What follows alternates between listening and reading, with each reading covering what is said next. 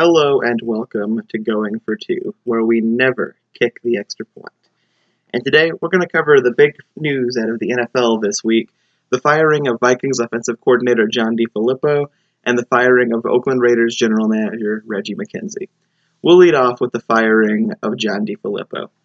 After the Vikings got off to a disappointing start this season, losing to the Seattle Seahawks this Monday night 21-7, they decided to part ways with their offensive coordinator. Mike Zimmer said of the firing, "We didn't want to waste a season." That sounds very harsh to me. I feel like Defilippo was called unfairly to the stand for the Vikings' failures this season. Now, Minnesota went 13-3 last year. They were one game away from the Super Bowl when they lost to the Philadelphia Eagles. The problem, I think, with this team can't rest solely at Defilippo's feet. Last season, they got really far with Case Keenum. One could say that's a point against Defilippo, but here's the thing. Kirk Cousins is not a winner. That sounds harsh. By all accounts, Kirk Cousins is a great person, and I hate to say it about a guy like that. But in his career, he has never risen to the occasion when it matters the most. Kirk Cousins has a 4-24 career record against teams with a winning record. That's just not acceptable. Again, football is a team game. That has to be stated more than anything else. But at a certain point, something has to fall at the feet of the quarterback, the most important position. 4-24. It's not good. As well, Kirk Cousins has one playoff appearance where he was the starting quarterback. That was the 2015. That season, the Cowboys quarterback Tony Romo was on the bench for at least 12 games of the year, I believe. Pardon me if I'm slightly off on that. He was a non-factor. Dallas was a non-factor coming off of a 12-4 season in 2014. The Philadelphia Eagles were at the end of the Chip Kelly experiment. And the Giants, well, the Giants haven't really been a major player in the NFC since probably their last Super Bowl victory in 2011. So they had the easiest path possible, and they went 9-7. It's not bad. It did make the playoffs, but it's clearly not, tearing the world on fire. And they ended up losing to the Packers in the playoffs. That is the extent of Kirk Cousins' success in the NFL. He throws for a lot of yards. The numbers look good, but when it comes to winning football games, it's not something he's done very well in his career. Defilippo fell on the sword for Cousins in this. The Vikings certainly aren't going to give up on him. They gave him a guaranteed contract. Time will tell what works out for the Vikings here. I certainly hope that they do well to end the season because they're the only thing keeping the Packers and the Eagles out of the playoffs. On to the Raiders' firing of Reggie McKenzie. This one is more interesting because there's a lot more time to cover. Reggie McKenzie was hired by Mark Davis in 2012.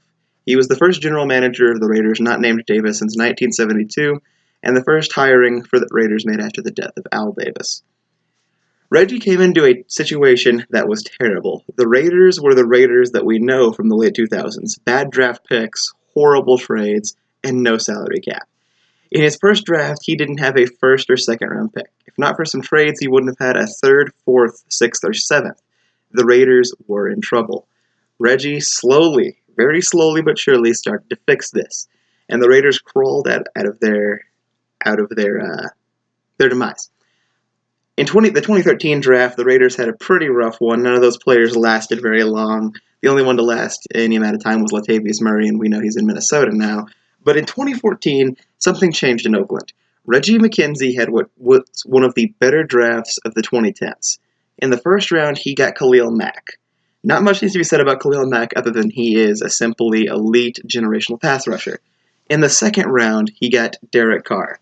Derek Carr is a very, very good quarterback in my opinion. I think at his peak he can be top 10.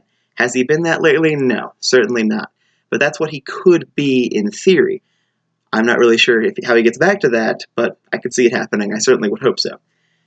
In the third round, he took offensive lineman Gabe Jackson, who is still in Oakland. And in the fourth round, he took defensive tackle Justin Ellis, who is also still with the Raiders. This was a draft that should have been 4 guys that were going to be Oakland centerpieces for the next 5 to 10, maybe even 15 years if everything went well. In 2015, they had another good draft. First round was Amari Cooper, a very talented wide receiver, obviously. The second round, they took defensive end Mario Edwards Jr., and the third round, they took Clive Walford. Then the 2016 season occurs, and the Raiders finally see the fruits of their labor and finish 12-4. Unfortunately for the Raiders, an injury to Derek Carr at the end of the season made Connor Cook the starting quarterback in the playoffs. That is not something you want to have happen. Connor Cook was not very good in the NFL. 2015 comes around and things clearly aren't the same. 2017 comes around, my apologies. And things clearly aren't the same, and it doesn't go well, and they make the big move for John Gruden. So, looking back now, the Raiders have simply dismantled the drafts that Reggie McKenzie has made. We all know that Khalil Mack plays for the Bears now. It's fair to say that Derek Carr is probably on the way out. Gabe Jackson signed a big extension, so he'll probably be staying, and who knows for Justin Ellis. The 2015 draft for the Raiders is an absolute disaster. Their first 3 draft picks from that draft no longer play for the team. Amari Cooper is busy taking the Dallas Cowboys to the playoffs. Clive Walford is playing for the Giants. Mario Edwards Jr. is playing for the Giants, and Clive Walford is currently a free agent. Amari Cooper and Mario Edwards Jr. are both 24 years of age. They should still have 10 to 15 years left with the Oakland Raiders, and they're playing for somebody else. The 2016 second-round pick for the Raiders, Obi Melifonwu, is on the Minnesota Vikings. So in review, the 2014 through 16 drafts for the Raiders have seen their first-round pick, their first, second, and third-round pick, a second-round pick, and now with Jihad Ward, their 2017 second-round pick, not on the roster anymore. That is a horrible attrition rate for high draft picks. Now, some of that is that some of those guys probably couldn't play. Jihad Ward clearly isn't setting the world on fire, same with Obi Melifonwu. But Khalil Mack and Amari Cooper are good football players, and if the Raiders had been able to supplant these guys at all, they would have been a contender this year, I feel like. The 2016 team was very good. I don't see why that couldn't be replicated, and I'm not sure why they felt the need to blow it up so thoroughly. Obviously, you got a new coach in John Gruden. He's going to want to bring in his guys and do things his way. I understand and respect that. But just to phase out so much talent so quickly is not going to be healthy for any organization. It's really a wonder that the Raiders have beat the Steelers at all and have won any games this season when they have so little talent that they can keep in-house. Did McKenzie deserve to get fired? Deserve to is a hard word. He did well in getting the Raiders on the right track, but as we've stated, the draft picks were not there as far as keeping them on the team. But honestly, he probably never had a chance. John Gruden comes in, he's a strong personality, he's going to want to bring in his guys and do things his way. That's just how John Gruden is, for better or worse. It worked in the mid-2000s, he was incredibly good as a coach and won a Super Bowl. Will it work now? I certainly hope so.